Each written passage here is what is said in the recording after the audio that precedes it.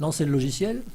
Au lancement, vous avez cette fenêtre qui vous montre quelques options de logiciel. Par exemple, placer 2 personnes différentes sur un décor différent, faire du maquillage, coiffure, enlever les imperfections de la peau, rajeunir une personne, faire une caricature, incruster le visage d'une personne sur une autre, etc. Par exemple, vous pouvez également transformer un ciel nuageux en ciel ensoleillé, ou alors retirer une personne pour ne voir que le décor. Donc là, je décoche pour ne plus afficher au lancement, je ferme. Cette fenêtre me permet de choisir ce que je veux au lancement, projet de démo par défaut, dernier projet ouvert ou vide. Je décoche pour ne plus rafficher au lancement. Si vous voulez réafficher la fenêtre au lancement, vous allez ici, option lancement. Donc là, j'ai mon projet ouvert. On voit plusieurs personnes différentes, placées dans un endroit différent, avec des objets, etc. Donc je clique sur nouveau projet, non pour ne pas modifier, pour ne pas enregistrer les modifications, et je vais sélectionner ma photo de fond, la première photo du projet. Donc ce sera ma photo de fond, mais bien entendu, libre à vous par la suite de la déplacer vers l'avant. Ou vous voyez que la scène a pris les dimensions de la photo de fond. Pareil, vous pourrez également changer les dimensions de la scène à tout moment. Donc là, je vais rajouter une photo, je clique sur photo, je vais chercher une photo à rajouter. Voilà, elle se met par-dessus. Si je rajoute une photo, elle va se mettre par-dessus également, etc., etc. Libre à moi de l'envoyer après par-dessous. Alors si je veux envoyer une photo par-dessous, il faut la sectionner. Alors pour sectionner une photo, vous cliquez dessus tout simplement. Ou alors, vous cliquez ici. Donc je sélectionne ma photo ici, je vais l'envoyer derrière. Je clique ici, envoyer derrière. Je vais l'envoyer derrière celle-là, vous voyez que derrière. Si je clique à nouveau, je vais l'envoyer carrément derrière l'autre. Alors on n'en voit même plus. Et si je veux la passer par devant, je vais devant et encore devant. Alors vous pouvez également utiliser la touche raccourci clavier page bas, page bas, page haut, page haut. Donc on a vu comment sélectionner, comment envoyer devant derrière. Alors, vous voyez que ces photos elles ont un fond transparent. Nous verrons dans une prochaine vidéo comment faire un fond transparent. Ouais, comme ça permet de placer des personnes différentes dans un décor, etc. Donc là maintenant, pour déplacer une photo, vous cliquez dessus, vous maintenez le bouton gauche enfoncé, vous glissez. Vous pouvez également le faire ici. Maintenez le bouton gauche enfoncé en cliquant sur cette case et glissez vers le haut, vers le bas. Pareil ici, vers le haut, vers le bas. Ou alors tout simplement saisir une valeur. Par exemple, je vais saisir 400 et j'appuie sur la touche Entrée pour valider. Ok, pareil pour ici. Alors maintenant, comment redimensionner une photo? Vous la sélectionnez, vous maintenez la touche majuscule du clavier enfoncé, bouton gauche de la souris enfoncé et glissez vers le haut, vers le bas. Pareil ici, donc. Cliquez, maintenez enfoncé le bouton gauche. Là, il n'est pas nécessaire de maintenir la touche majuscule enfoncée, et juste bouton gauche de la souris enfoncé et glisser vers le haut, vers le bas, vers le haut, vers le bas. Donc là, quand on modifie, si on modifie la largeur, on modifie la hauteur, et vice versa, étant donné qu'on garde les proportions. Si vous décochez, regardez ce qui va se passer. Donc touche majuscule enfoncée, bouton gauche enfoncé, vers le haut, vers le bas, vers la gauche, vers la droite.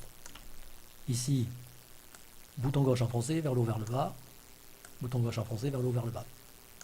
Si je veux récupérer les proportions originales, d'abord, si je clique ici, coucher, je vais garder les proportions à partir de l'état où elles sont actuellement. Donc, vous voyez, en fait, ce n'est pas les proportions originales. Je vais récupérer les proportions originales. Comment je fais? Je vais le faire sur cette photo-là pour vous montrer ce qui va se passer. Bon, imaginons que j'ai modifié ces dimensions, je vais récupérer les dimensions originales. Donc, je viens ici. J'ai 3 options.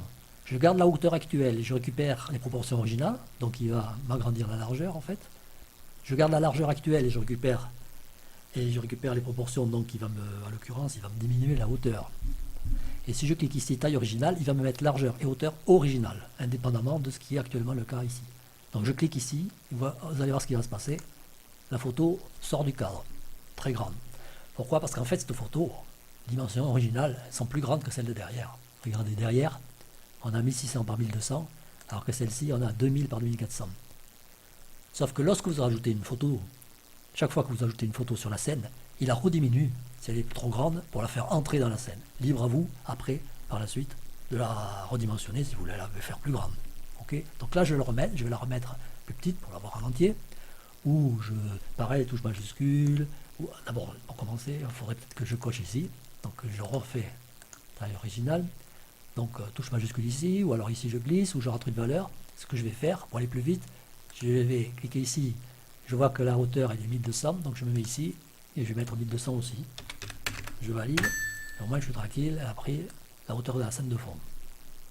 Il se peut que vous arrivez à voir une photo à l'extérieur par exemple, donc parfois vous ne savez pas où elle est. Bon, si vous cliquez dessus, elle va s'encadrer, mais si vous ne savez pas où elle est, bon, vous pouvez la sélectionner ici.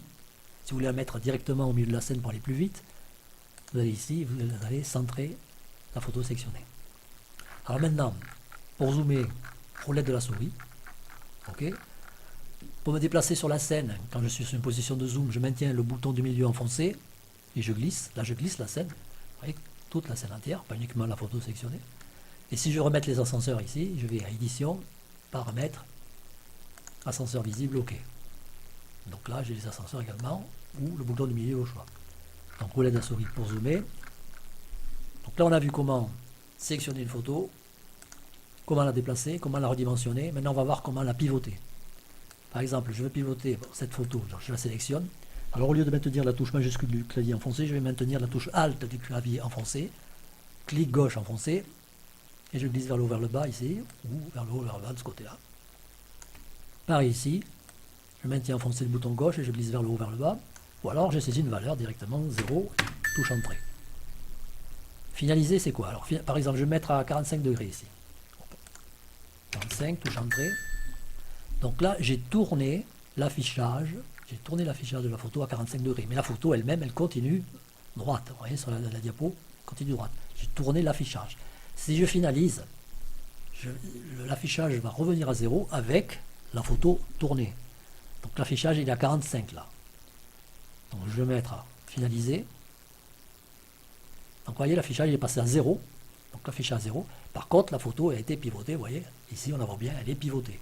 Donc on a une photo avec une rotation à 0 dans laquelle il y a une personne qui est pivotée à 45 degrés. Ok.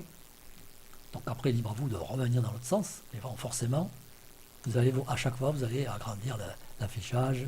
Là, du coup, c'est moins 45 et non pas 0. Et si je finalise, elle va se transformer en 0. Voilà, elle est revenue à 0. Et ici, pareil, donc à 0, 0. Vous pouvez revenir en arrière également. Défaire, contrôle raccourci clavier, CTRL Z. Donc je vais faire CTRL Z, plusieurs fois jusqu'à venir où je veux, etc.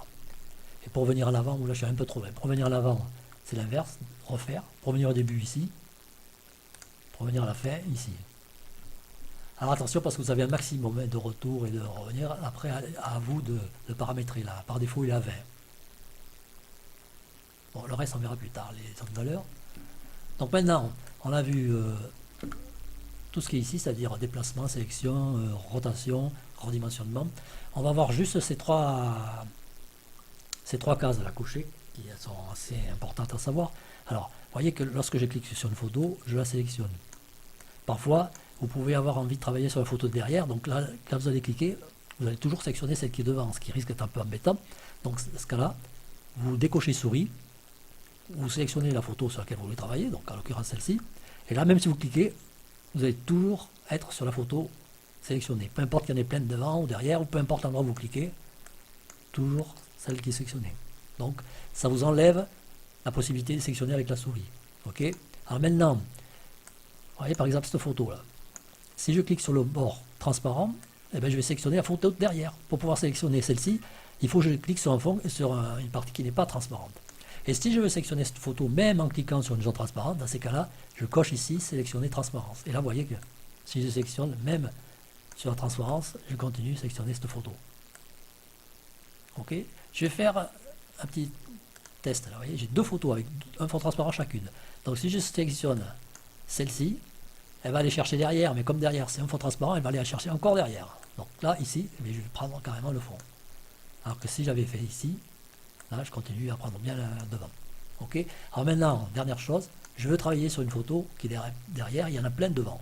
Alors je ne vais pas les bouger, les placer toutes devant pour travailler et les remettre ensuite. Alors qu'est-ce que je fais? Je vais sélectionner la photo sur laquelle je vais travailler et je vais cliquer sur solo.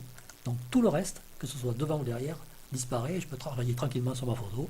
Une fois que c'est terminé, je redécoche et je reviens ici. Ok.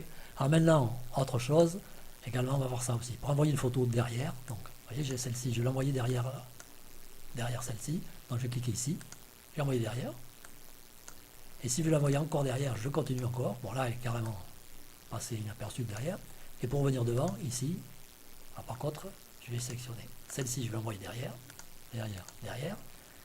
Et celle-ci, par exemple, je vais l'envoyer complètement devant, devant.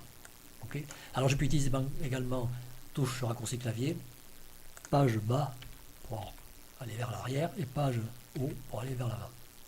Ok. Voilà, donc maintenant, juste un petit truc là en passant. Encore ces deux boutons, donc on y est, hein, quand on aime on compte pas. Je veux joindre ces deux photos, les coller ensemble, transformer en une seule photo. Donc je coche les photos que je veux joindre. Je peux en cocher plusieurs, je vais cocher que ces deux-là. Pour l'instant, vous voyez, elles sont séparées. Donc je coche, c'est pas sélectionné, c'est coché. Et là, je clique sur ce bouton, joindre. Et là, vous voyez, on n'a plus qu'une seule photo. Alors, il ne m'a pas demandé de confirmation parce que si vous vous trompez, il suffit de défaire, de revenir en arrière. Et là, elles sont séparées de nouveau. Pour supprimer, donc vous avez une photo, vous voulez la supprimer, cliquez ici, supprimer. Voilà. Bon, là, il a demandé confirmation, mais même s'il n'avait pas demandé, pareil, revenez à l'arrière. Ok. Alors maintenant, pour exporter une scène, donc le décor derrière, je vais le mettre à 0 de nouveau. 0 entrée, 0 entrée. Celle-ci, je la supprime. On peut taper également sur la touche Delete supprime du clavier, ici. Ou alors, aller ici, supprimer la photo sélectionnée. Celle-ci, je la place à l'endroit que je veux. Alors, nous verrons également dans une autre vidéo comment modifier les têtes, parce que vous pouvez avoir des personnes prises dans un endroit différent qui vont avoir des têtes différentes. Donc, il faudra corriger tout ça pour le mettre en conformité avec la photo de derrière. Et donc, pour le fond transparent, comme je l'ai dit, on verra également dans notre vidéo. Donc là, je vais juste enregistrer ma scène telle qu'elle est là. C'est mon premier montage. Donc je vais ici, photo. Bon, je vais sélectionner une photo qui existe déjà, donc il va me demander l'autorisation de la remplacer. Et voilà, j'ai ma scène avec ma photo devant et la scène derrière. Alors par défaut, lorsque vous enregistrez, c'est du PNG. Et bon là, en l'occurrence, j'ai écrasé une photo qui était déjà PNG. Mais si ce n'était pas le cas, il aurait été un PNG. Si vous voulez changer, par exemple JPEG, vous allez ici, vous transformez, vous allez en JPEG. Voilà. Voilà, donc prochaine vidéo, on va voir comment faire un fond transparent et ensuite on verra comment modifier les teintes.